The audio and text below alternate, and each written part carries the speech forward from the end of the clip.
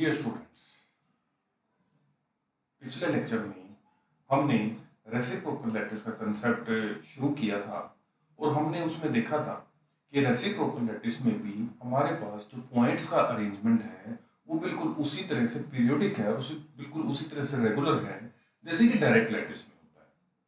ठीक है, और हमने उसकी फॉर्मेशन के टाइम ये देखा था कि जब हम रेसिप्रोकल लैटिस की बात करते हैं तो रेसिप्रोकल लैटिस के अंदर जो वेक्टर्स हैं, अगर हम उनको ओरिजिन से ड्रा करें तो उनकी जो जो डायरेक्शन होगी that will be the normal to the planes in the direct lattice and the length of the vector will be proportional to reciprocal of the interplanar spacing in the direct lattice. ठीक है, तो एक तरह से हमने direct lattice के जो planes हैं उनकी प्रॉपर्टीज से ही एक नई लैटिस डिराइव की जिसका नाम हमने दिया था रेसिप्रोकल लैटिस।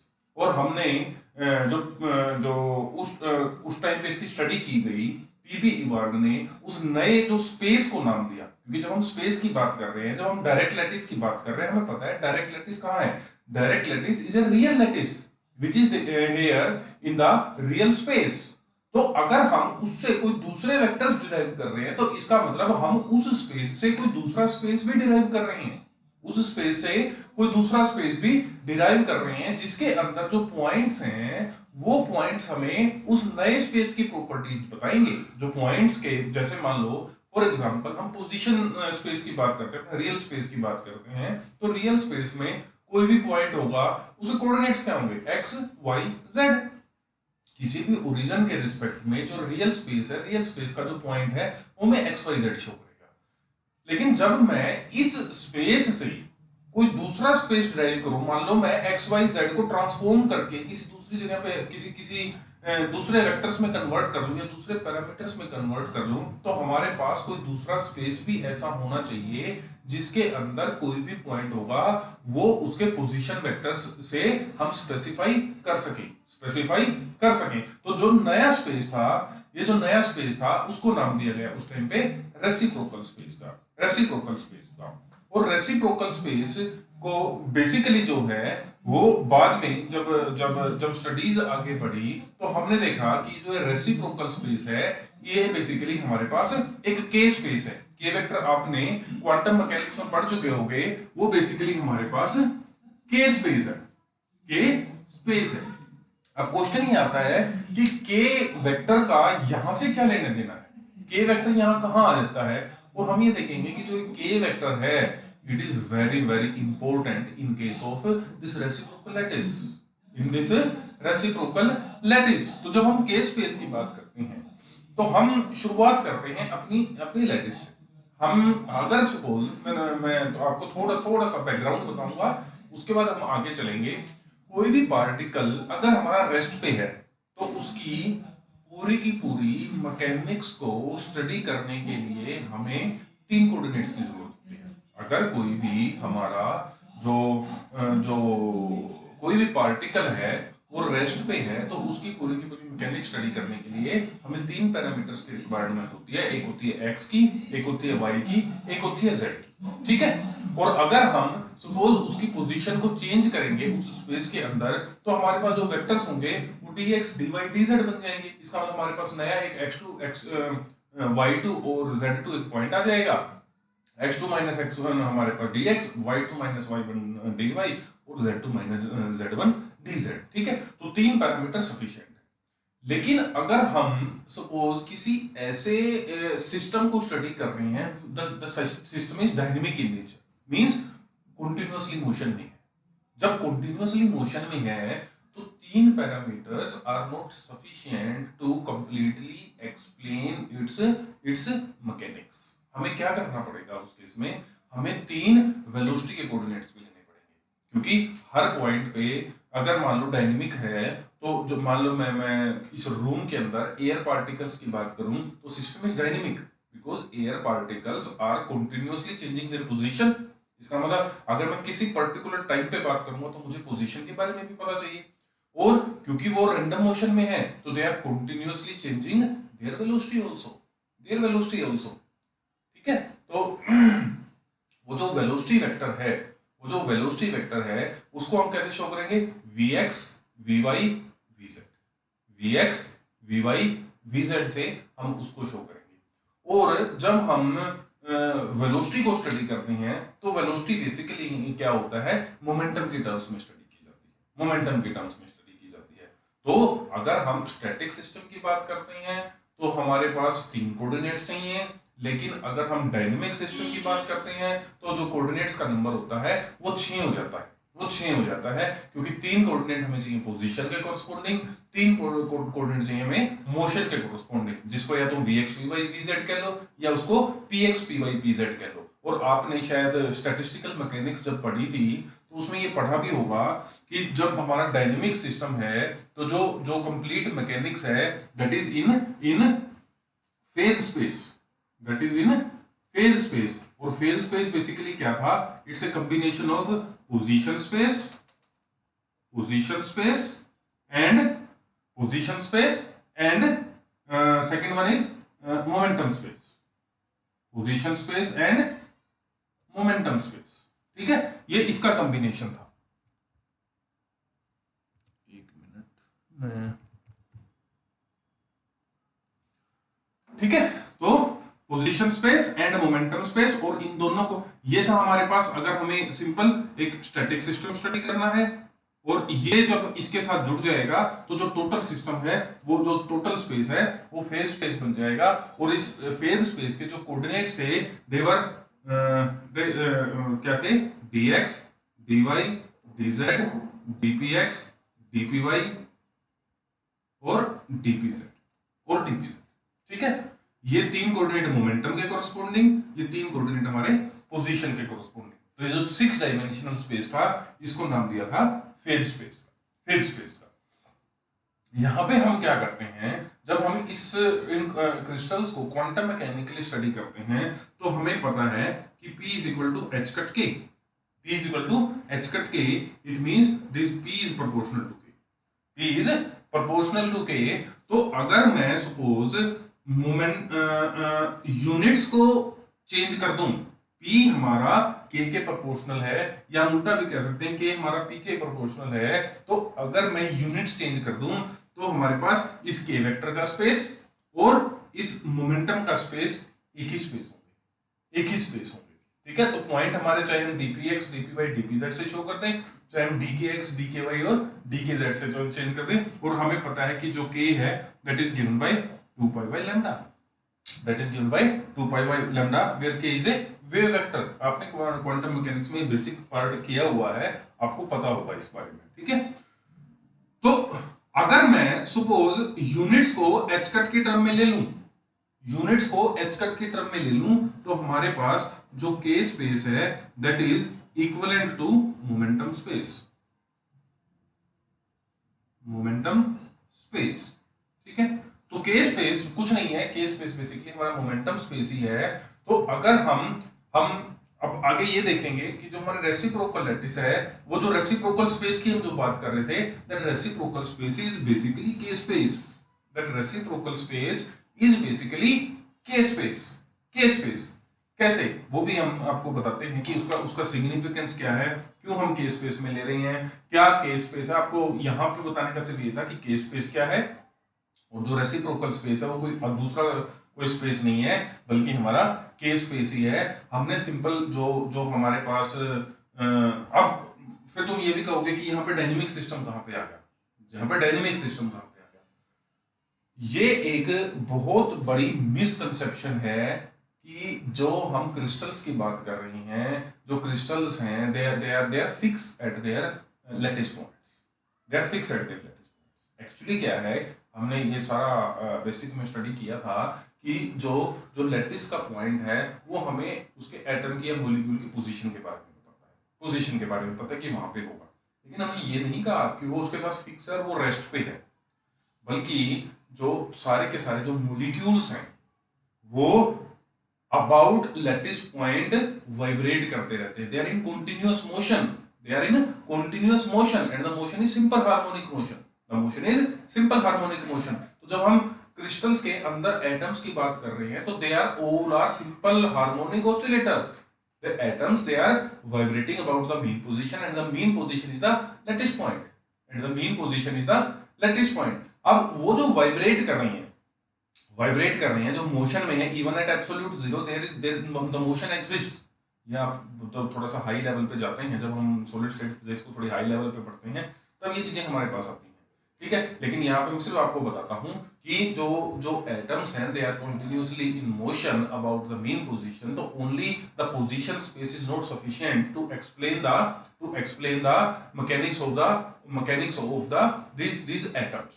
उसके लिए हमें क्या चाहिए, हमें एक और मोमेंटम स्पेस चाहिए, और जो हमें कंप्लीट स्टडी करनी है तो उसके लिए हमें फेज स्पेस की जरूरत पड़ेगी। चेंज करके क्या हुआ, जब हमने इसको डिराइव किया तो जो नया स्पेस हुआ, नए स्पेस में हमारे पास तीन ही चीजें आई, के एक्स के वाई के जेड, डी के एक्स डी के वाई डी के जेड, सिर्फ तीन ही पैरामीटर आए। ये पैरामीटर हमारा खत्म हो गया। तो मैंने बताया था ना कि हम कुछ नहीं कर रहे, हम डायमेंशंस को कम कर रहे हैं। तो स्टडी करने के लिए हमें मोमेंटम की जरूरत थी, मोमेंटम को हमने के स्पेस में कन्वर्ट कर दिया, के वेक्टर के कोरस्पोंडिंग कन्वर्ट कर दिया, और जो नया स्पेस हमारे पास बना वो हमारा के स्पेस बना। और के स्पेस कोई नई चीज नहीं है, के स्पेस हमारे पास सिंपल वही है जो मोमेंटम स्पेस था।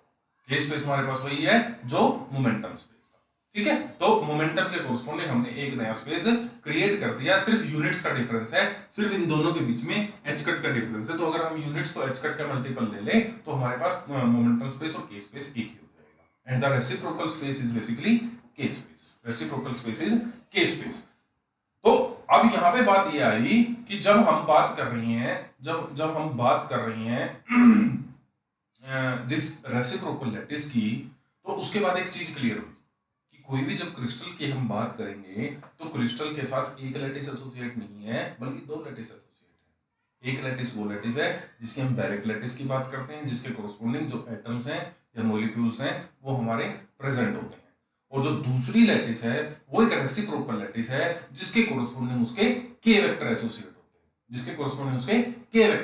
हैं। अब क्या हुआ, जब because atoms are periodically arranged in the direct lattice, तो क्या होगा, जब टेम्परेचर चेंज होगा तो ऑब्वियसली इलेक्ट्रॉन्स भी, क्योंकि जब एटम्स पीरियोडिक हैं तो मॉलिक्यूल्स पीरियोडिक अरेंज हैं, तो उनके जो इलेक्ट्रॉन्स हैं वो भी पीरियोडिकली अरेंज हैं। ऑल्दो इलेक्ट्रॉन्स, अगर हम मेटल्स की बात करें, वो फ्रीली मूव करते हैं, बट स्टिल उनकी जो प्रॉपर्टीज हैं और जो इलेक्ट्रॉन्स का अरेंजमेंट है that is periodic in nature.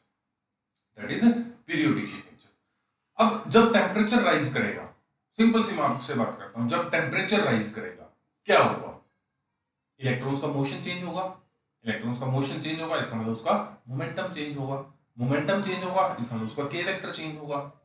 अब के वेक्टर जो होगा किसी मॉलिक्यूल का, अगर हम के वेक्टर की बात करें तो जो के वेक्टर का चेंज होगा that is not continuous, but जो रेसिप्रोकल स्पेस के अंदर हमारे पास दो पॉइंट्स आए हैं, जो हमारा उसका के वेक्टर है वो उन पॉइंट्स के कोरस्पोंडिंग चेंज होगा, कि या तो के वेक्टर उसके बराबर होगा, या के वेक्टर अगले के बराबर होगा, या के वेक्टर अगले के बराबर होगा, ठीक है। तो बेसिकली जो हमने बात की यहाँ पे के स्पेस का हमारे पास बेनिफिट यही आया कि इसके अंदर जो difference between k vectors of a molecule at two different temperatures है that can be differ only by the reciprocal lattice vector। Reciprocal lattice का जो वेक्टर होगा उसके कोरस्पोंडिंग उसका वेरिएशन होगा, अदरवाइज उसका वेरिएशन नहीं हो सकता, ठीक है। इसके अलावा हम क्योंकि एक्सरे डिफ्रैक्शन पढ़ रहे हैं, और एक्सरे डिफ्रैक्शन में हमने देखा कि जब एक्स-रेज हमारी क्रिस्टल के ऊपर फॉल करती हैं तो ऑब्वियसली जो इलेक्ट्रॉन्स हैं they also interact with the X-rays, और जब एक्स-रेज के साथ वो इंटरैक्ट करेंगे अगेन उनके के वेक्टर चेंज होंगे, अगेन उनकी मोमेंटम चेंज होगा। जब इंटरेक्शन होगा मोमेंटम विल चेंज, देयर के vector will change, and the change in the के वेक्टर ये भी मैं आपको बता देता हूं, जो हमारे पास जो चेंज इन के वेक्टर होगा that will be integral multiple of the reciprocal lattice vectors। तो इसका मतलब जब एक्स-रेज इंटरेक्ट करेंगी तो रेसिप्रोकल लैटिस वेक्टर से हमें ये पता लग जाएगा कि उसके अंदर चेंज कितना आया, और वो जो चेंज है वो बेसिकली हमारे मेजरमेंट का बेस होगा, जो हमें डायरेक्ट लैटिस के पैरामीटर निकालने हैं, उनके लिए बेस का काम करेगा। तो बेसिकली अगर हम किसी भी तरह से रेसिप्रोकल लैटिस वेक्टर निकालने, मैंने बताया कि जब इंटरेक्ट किया, इंटरेक्ट करने से के वेक्टर में चेंज आया, के वेक्टर के चेंज किसके बराबर होगा, integral multiple of reciprocal lattice vector. Reciprocal lattice vector हमें मिल गया, रेसिप्रोकल लैटिस वेक्टर का हम रेसिप्रोकल लेके हम डायरेक्ट लैटिस वेक्टर निकाल लेंगे, हम डायरेक्ट लैटिस वेक्टर निकाल लेंगे। थोड़ा सा मैथमेटिकल डेरिवेशंस हैं, अदरवाइज क्या है, इट्स अ वेरी सिंपल। तो अब हमें देखो, मैं आपको बिल्कुल एक सिंपल अब आउटलाइन बताता हूं रेसिप्रोकल लैटिस की, का फिजिकल सिग्निफिकेंस हमारे पास क्या आया। हमने स्ट्रक्चर निकालने के लिए एक्सरे डिफ्रैक्शन का यूज किया। जब एक्सरेज क्रिस्टल के ऊपर फॉल की, तो जो उसके उसके इलेक्ट्रॉन्स हैं, उसके मॉलिक्यूल्स के जो इलेक्ट्रॉन्स हैं, उनके के वेक्टर चेंज हो गए, क्योंकि इंटरेक्शन के कारण उनके अंदर के वेक्टर्स में चेंज आएगा। अब के वेक्टर्स का जो चेंज है, that is integral multiple of reciprocal lattice vector. अब के वेक्टर का जितना चेंज होगा, इसका मतलब उतना एक्सरेज के में भी चेंज आएगा, एक्सरेज के अंदर चेंज आएगा, बिकॉज एनर्जी इज कांस्टेंट।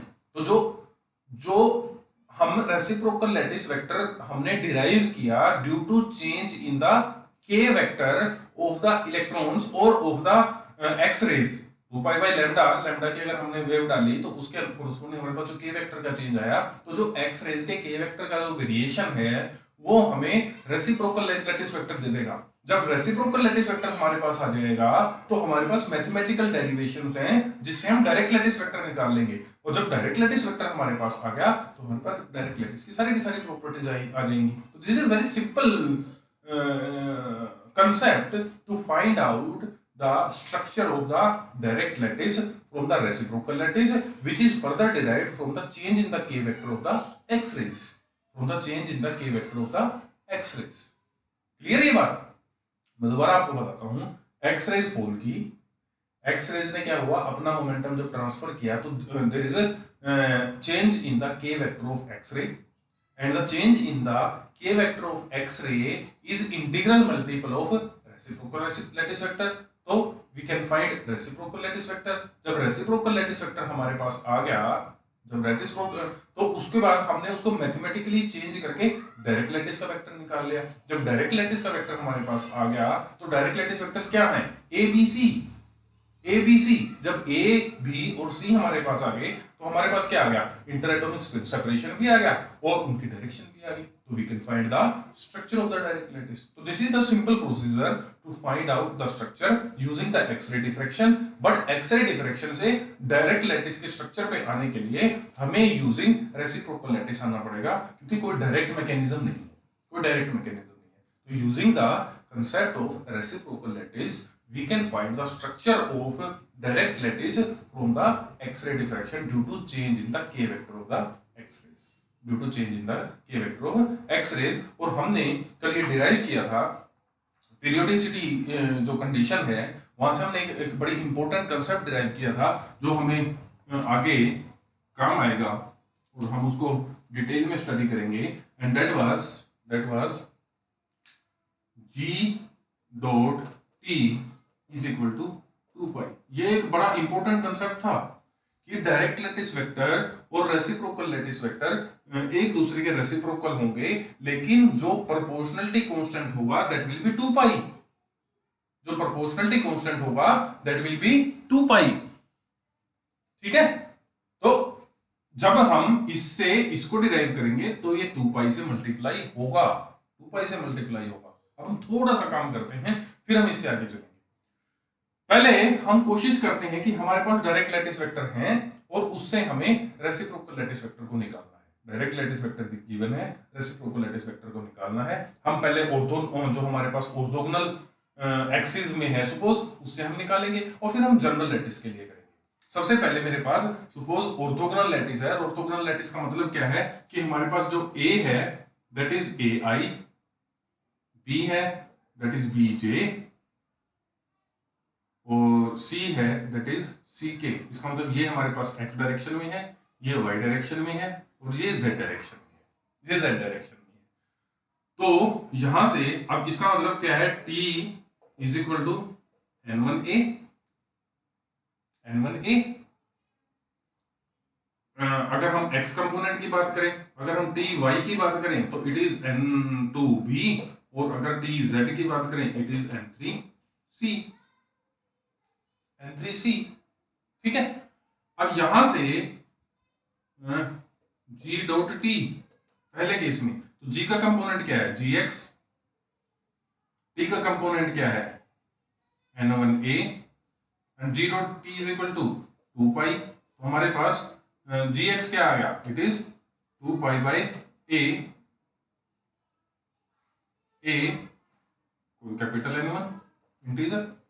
इसी तरह जो जी वाई आया वो क्या आ गया, 2 पाई बाई B N2, और इसी तरह जो जी जेड आ गया वो आ गया 2 पाई बाई C N3। अब देखो ए बी सी का रेसिप्रोकल जे एक्स जी वाई जी जेड आ रहा है, तो अगर मैं यहां से जी निकालने की कोशिश करूं तो मेरे पास क्या आया, 2 pi by A I plus 2 pi by B J plus 2 pi by C K।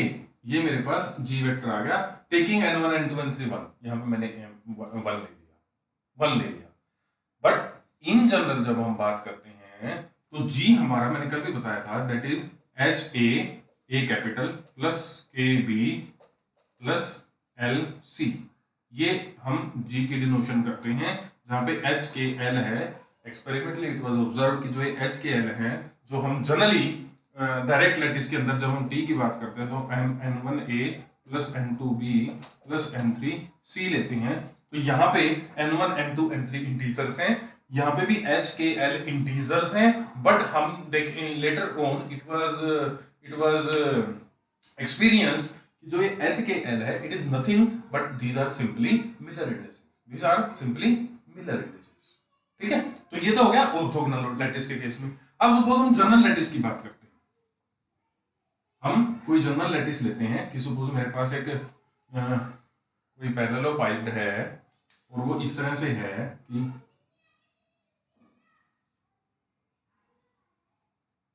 ठीक है, और ये सपोज हमने किया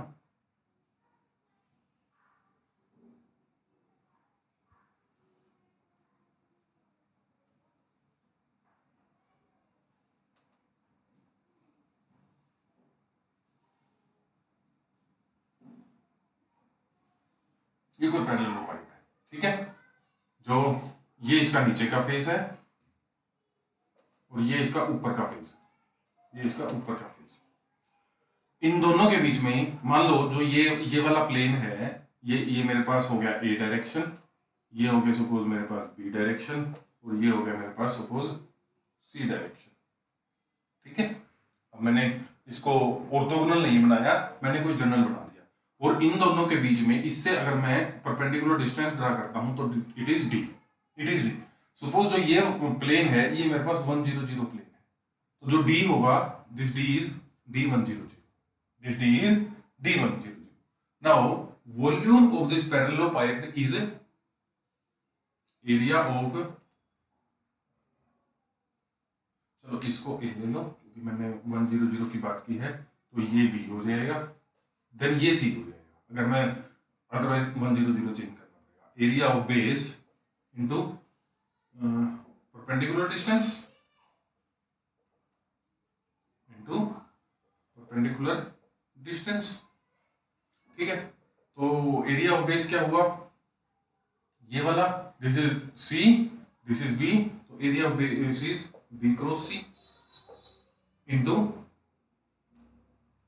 इंटू परपेंडिकुलर डिस्टेंस क्या है, D100, and suppose unit vector perpendicular to this plane is suppose n।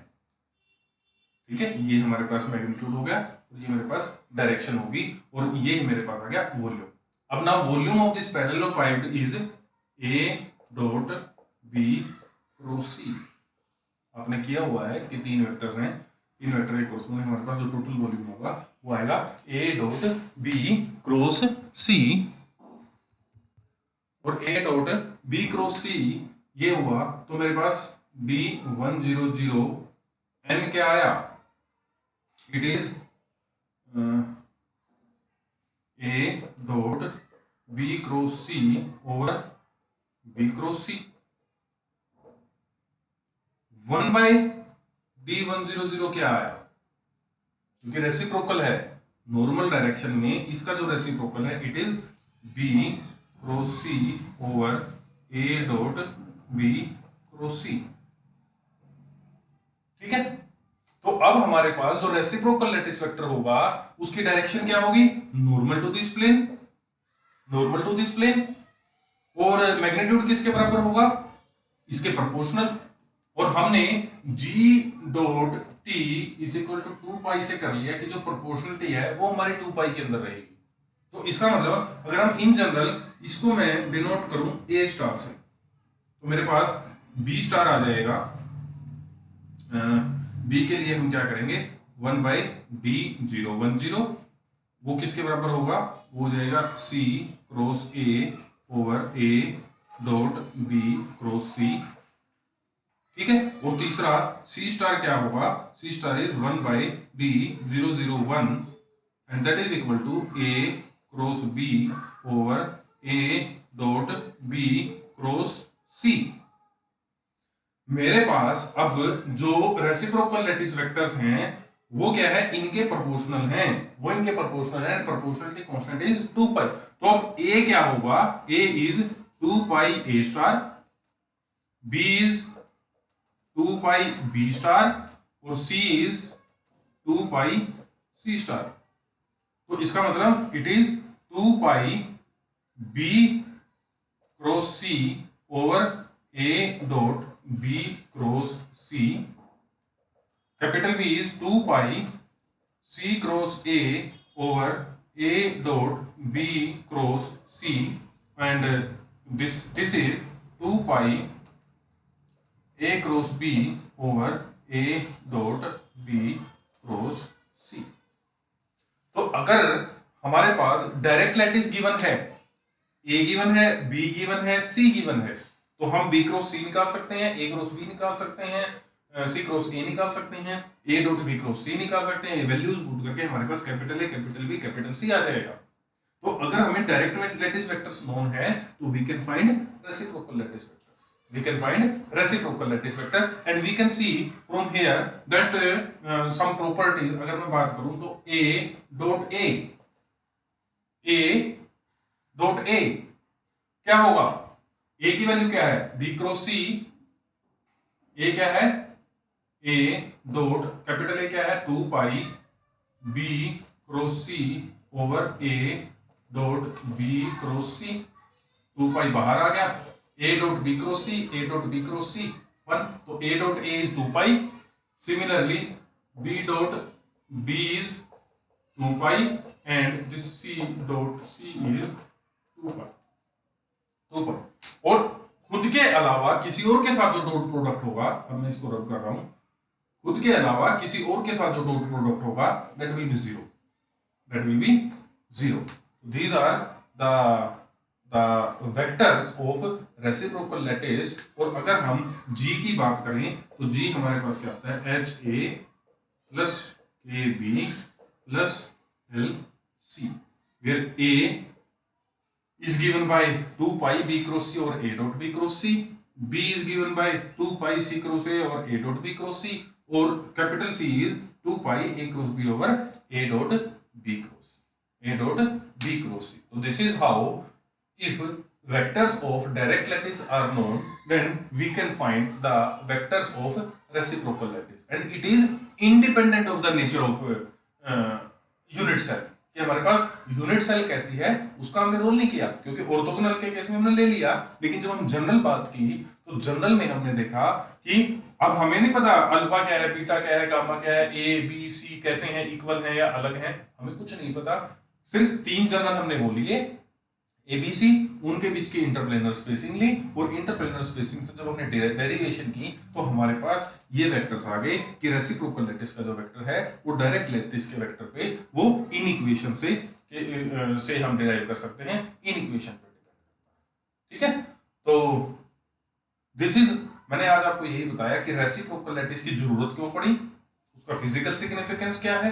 हमने देखा कि फिजिकल सिग्निफिकेंस क्या है कि जो टेम्परेचर का चेंज है वो भी हमारा के वेक्टर के कोरस्पॉन्डिंग आता है, जो एक्सरेज के साथ इंटरेक्शन है वो भी हमारा के वेक्टर के कोरस्पॉन्डिंग आता है। तो अगर हमें स्ट्रक्चर निकालना है तो हम एक्सरेज के वेक्टर के चेंज का चेंज देख लेंगे, और जो के वेक्टर का चेंज है that is integral multiple of reciprocal lattice vector, integral multiple of reciprocal lattice vector. तो जो उसका इंटीग्रल मल्टीपल होगा तो हमारे पास capital A capital B capital C आ जाएगा। अब capital A capital B capital C आ जाएगा तो हम स्मॉल ए स्मॉल बी स्मॉल सी निकाल सकते हैं। हम करेंगे आगे, अभी तो हमने किया कि small A B C known है तो कैपिटल कैसे निकालने हैं, हम आगे करेंगे कि capital A B C known है तो स्मॉल कैसे निकालते हैं, तो स्मॉल कैसे निकालते हैं।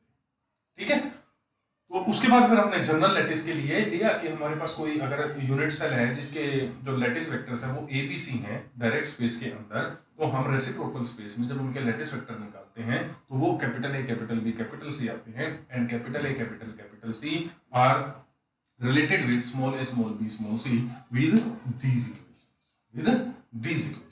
ठीक है, तो this is all about today's lecture. अब नेक्स्ट लेक्चर में हम इससे आगे चलेंगे और हम इनकी प्रॉपर्टीज, ठीक है।